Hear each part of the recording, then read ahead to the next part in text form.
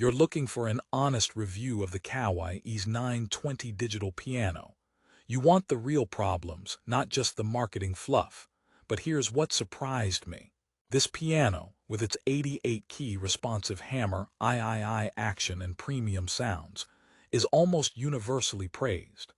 However, if you're considering spending $1599, you absolutely need to know the 3 critical flaws most reviewers won't tell you about. Therefore, stick with me because by the end of this, you'll know if the ES920 is your perfect partner or a frustrating compromise. For the best price, click the link in the description. Act 1. The Brilliant Illusion. Let's start with what Kawai absolutely nails because it's impressive. The promise of Kawai tone and touch is not just a slogan. The keyed, the responsive hammer III action is genuinely superb. It feels substantial, with a graded weight that mimics a real acoustic piano, heavier in the low end, lighter in the treble. This isn't some springy, toy-like action. It has an authentic mechanical touch. For students and serious players, this is a massive win. You develop proper finger strength here. And the sounds.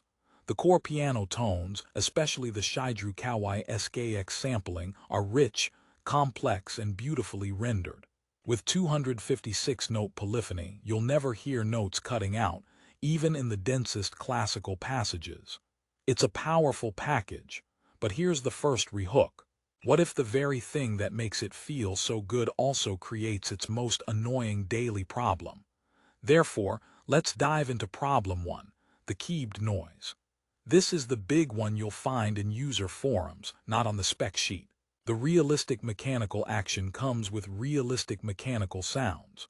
When you play without headphones, the subtle asterisk thump asterisk and clack asterisk of the keys is mostly masked by the speaker sound. However, the moment you put on headphones to practice late at night or record directly, those key noises are amplified right into your ears. It's like listening to a grand piano, plus someone typing loudly on an old keyboard next to you. For some, this is a deal-breaker for silent practice. It breaks the immersion. For others, it's just the price of a great feel. But is it a deal-breaker? We'll weigh that later. First, let's talk about its party trick that almost backfires. The ES920 boasts a powerful onboard stereo speaker system. Kawai emphasizes this for stage and home use. And look, the sound quality projecting asterisk outwards is full and clear for personal enjoyment in a room. It's a huge step up from cheaper digital pianos. Therefore, you might think it's perfect for small gigs. Here's the twist. Problem 2 is speaker limitation. While the sound is great for you, the speaker placement facing downward and to the sides means the sound doesn't project forward like a traditional stage piano. If you're playing in a band or for an audience, the sound gets lost at your feet. You will absolutely need an external amplifier or PA system for any real performance setting. The onboard speakers are for personal monitoring and home use, not for filling a room with sound directed at listeners. It's a home piano in stage piano clothing. But wait, it gets more ironic with its modern features. Kawai heavily promotes the Bluetooth audio and MIDI. Stream music from your phone to play along. Wireless MIDI to your computer for recording. That sounds incredibly convenient and cutting edge. Therefore, you set it up, excited to ditch the cables. And this leads us to problem 3, Bluetooth latency and quirks. The Bluetooth audio works fine for casual listening, but there's a slight, perceptible delay if you try to play along with a streamed song. It's disorienting. More frustratingly, the Bluetooth MIDI implementation can be finicky. Reconnecting isn't always seamless, and some users report occasional drops. In a studio setting, where reliability is king, many pros will still opt for a good old-fashioned USB cable. It's a great feature on paper, but in practice, it feels like a first draft. So with these 3 problems, key noise, speaker projection, and Bluetooth quirks, is the ES920 a bad buy? Not so fast. Let's pivot. Act 2. The competition and the compromise. Why are people still giving this a 4.2-star rating on Amazon despite these issues? Because context is everything. Let's compare. The usual competitor is the Yamaha P515. It's in the same price bracket. The Yamaha has arguably better speaker projection forward, and its key action is different. The NWX action is also excellent but feels a bit more synthetic to some. It's a matter of taste. Kawai's action often feels more acoustic. Yamaha's might feel more consistent. The Yamaha might have fewer key noises. However, many pianists prefer the organic sound and touch of the Kawai. It's a trade-off. You're not choosing between perfect and flawed. You're choosing between different sets of compromises. Think of it like choosing a car.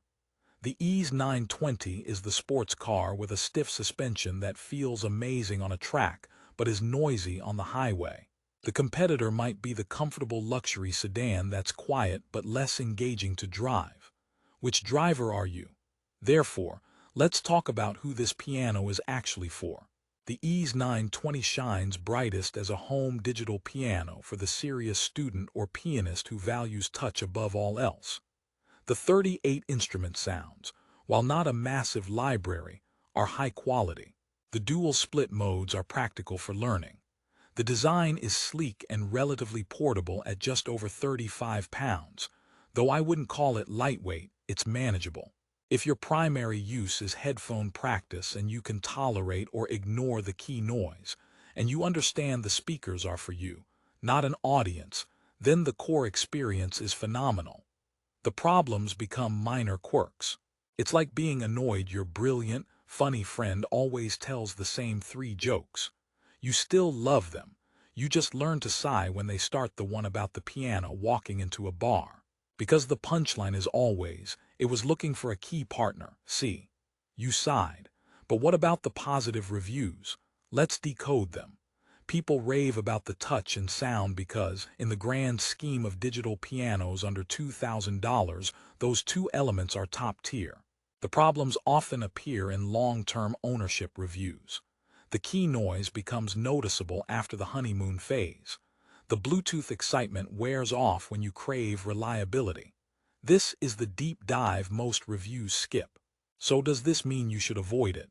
Let's move to the resolution. Act 3. The verdict to buy or not to buy. Here's my honest, contrarian snapback. I would still recommend the Kawai ES920 to a specific type of player. Yes, despite the 3 problems. Why? Because its strengths are in the areas that are hardest to fix, and its weaknesses are in areas that are easy to work around. You cannot upgrade a keyboard action after purchase. You cannot magically improve the core sound engine. These are permanent. The key noise.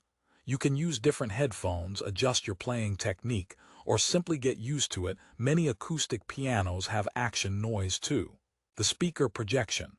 A $100 used PA speaker solves it for performances. The Bluetooth latency. Use a $10 USB cable. You see the pattern. The foundational elements, the touch and tone, are exceptional. The flaws are largely ancillary. Therefore, the final checklist. Buy the Kawai ES920 if your priority is a realistic, engaging piano touch for serious practice. You primarily play at home or with headphones. You value rich, nuanced piano sounds above a vast sound library. You're okay with the quirks of modern features like Bluetooth. Do not buy the Kawai ES920 if you need dead silent key action for ultra-critical headphone recording. You plan to use the onboard speakers as your main sound source for live performances. You demand flawless, plug-and-play wireless connectivity. You want a simple, no-compromise appliance. This is an instrument with character. In the end, the Kawai ES920 is not a perfect machine. It's a passionate, sometimes flawed musical instrument. It has a personality. And maybe that's the point. A sterile, perfect digital piano doesn't exist. This one gets the soul of playing remarkably right, even if it occasionally talks to itself with key clacks. It's like a talented chef who makes an incredible meal but leaves a few dishes in the sink. You're still coming back for the food. So, after all this, my final thought is surprisingly positive. For the right pianist, these problems fade into the background, and what's left is a deeply satisfying playing experience that can fuel years of growth and enjoyment. That's the real value. If you understand what you're getting into, the Kawai ES920 is an easy recommendation. For the best price on Amazon and to check the latest deals, click the link in the description below. Thanks for watching, and remember, no matter what piano you buy, the only wrong note is the one you don't play.